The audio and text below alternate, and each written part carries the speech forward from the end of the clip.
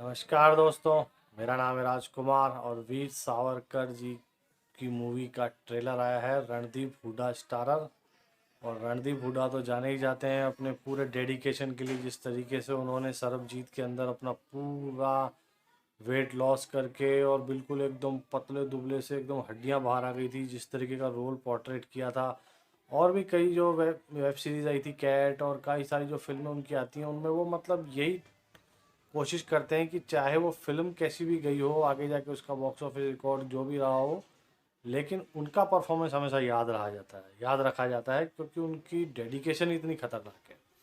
और इसमें भी वो पूरी की पूरी दिखाई दे रही है। जिस तरीके से उन्होंने वीर सावरकर जी का रोल पोर्ट्रेट किया है, ट्रेलर काटा गया है, उस ट्रेलर से ही पता चल रहा है कि फिल्म कितनी बवाल और कितनी खतरनाक होने वाली होगी, कितनी एंगेजिंग होने वाली होगी। अब क्या मुद्दे उठते हैं, उसके बाद क्या कंट्रोवर्सी होती है, वो तो बात की बात है। लेकिन जो भी इन्होंने किया है रोल, वो पूरे शिद्दत के साथ परफॉर्म किया है। महात्मा गांधी जी का जिन्होंने रोल किया है, उनके साथ जो उनकी कन्वर्जेशन होती है, जिसमें वो कहते हैं कि अहिंसा ही रास्ता होता है, हिंसा कोई रास्ता नहीं होता है। और जिस तरीके से वो जवाब देते हैं वीर सावरकर जी की, हमें उनको ऐसे लोगों की तलाश है मुझे, जो इन अंग्रेज़ों, जिंदा अंग्रेज़ों को जो है बिल्कुल खा जाए। और भाई जिस तरीके से फिर उसके बाद वो बंदूकों की सप्लाई करते हैं विदेशों से इंडिया के अंदर, उनका मतलब रुतबा दिखाई देता है कि वो कितने इन्फ्लुएंसर थे। मतलब उनका भी एक प्रभाव था महात्मा गांधी जी जितना ही, जो वहाँ जा कर के और करते हैं ये सब काम। और कितना बड़ा डर अंग्रेज़ों के अंदर बिठा दिया था उन्होंने अपने प्रभाव की वजह से, कि उनको सज़ा ऐसी सुनाई गई, 2 बार उम्र कैद की सज़ा सुनाई गई। और जिससे उन्होंने ये बताया कि भाई मुझे तो ऊपर वाले ने सिर्फ एक ही ज़िंदगी दी है, सरकार ने मुझे 2 जिंदगियां दे दी। और उसके अलावा भी जो उनको लास्ट में कहते हैं कि वो कांग्रेस का एक भी मेंबर बता दीजिए जिसको आज तक काला पानी की सज़ा हुई हो, क्यों ऐसा।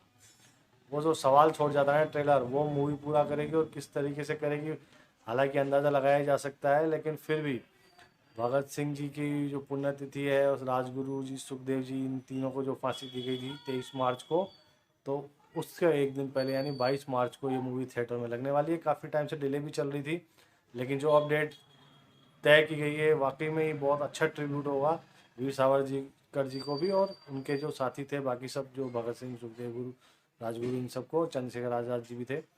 तो ये सब लोगों ने आज़ादी का जो कंट्रीब्यूशन दिया है, जो दर्द सहा है, हिंसा का रास्ता भी अपनाया है, साथ में अपने मर्सी के लेटर्स भी उन्होंने, कहते हैं वीर सावरकर जी ने लिखे होंगे, जो भी है, मतलब पूरा दिमाग के साथ साथ अपनी ताकत का पूरा इस्तेमाल करके आज़ादी में जो योगदान इन लोगों ने दिया है। साथ में सुभाष चंद्र बोस जी की भी हमने कई फिल्में देखी, उनके अंदर भी ये इस तरीके की चीज़ें दिखाई जाती हैं। तो ये जो योद्धा थे, इनके ऊपर सवाल उठाना तो बिल्कुल हमारे मतलब वो है ऊपर ही, है ही नहीं, हमारा हक ही नहीं है कि इन्होंने क्या किया और क्या नहीं किया देश के लिए।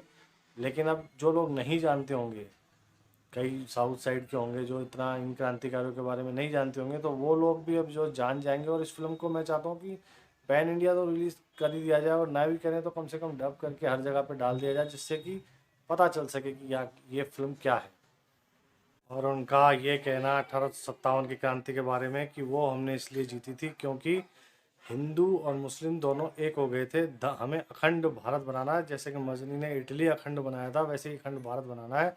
तो मतलब ये एक ऐसे गूज बम्स मोमेंट थे, होंगे इस मूवी के अंदर, जो हमें ये प्रेरित करेंगे कि हमें हमें जाति और इसमें लड़ने के बजाय एक होकर के रहना चाहिए। ये चीज़ भी इसमें सिखाई जा रही है। तो ये पूरी तरीके से जो लोग कह सकते हैं कि प्रोपोगंडा, या ये तो नहीं कह सकते बिल्कुल। और अभी हाल ही में कहा भी है रणदीप हुड्डा जी ने कि ये एंटी प्रोपोगंडा फिल्म है। तो ये काफ़ी अच्छी चीज़ है। अगर इसी टाइप की ये फिल्म हुई तो ये बहुत मज़ा आने वाला है इसमें, और बहुत बढ़िया संदेश भी देने वाली है। तो दोनों ही लिहाज से, संदेश के लिहाज से भी और मनोरंजन के लिहाज से भी, ये फिल्म ऐसा लग रहा है कि पूरे अपने मुद्दे पर खरा उतरेगी। और इन लोगों को हमें जो है याद करने के लिए एक और पता चलेगा कि ये कितने इनके बलिदान थे। तो मैं तो इस मूवी को बिल्कुल देखने के लिए एक्साइटेड हूँ 22 मार्च को। आप बताइए आपको ये ट्रेलर कैसा लगा, और मेरा वीडियो पसंद आया लाइक और सब्सक्राइब कर दीजिएगा। मिलते हैं दोबारा से, नमस्कार।